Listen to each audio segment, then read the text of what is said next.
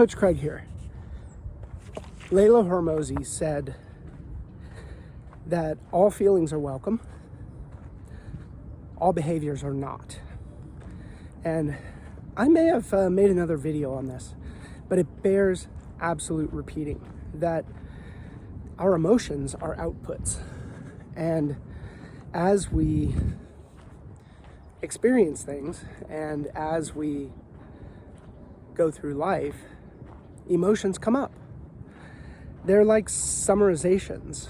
And what are they summarizing? Well, they're summarizing our thoughts and maybe our biology also, but they are summarizing input. And they're rolling it up so that we can very quickly assess the status of something, whether or not to go in that direction. And I think that this idea of welcoming emotions is the antithesis of suppression and repression. Repressing emotions is not healthy. It's denying reality. An emotion is just a roll-up. It's just a thing that is produced as output from your thoughts. So why would you say that's not okay? It's just a reality. However, it is not an input unless you want it to be, and unless you leverage it to be. So if you allow an emotion to drive you away from a particular goal, then the emotion is not serving you. And sometimes emotions are just your bioenergetics saying, you know, we could save a lot of energy if we didn't do these last 20 burpees. Right? It's just your body being smart.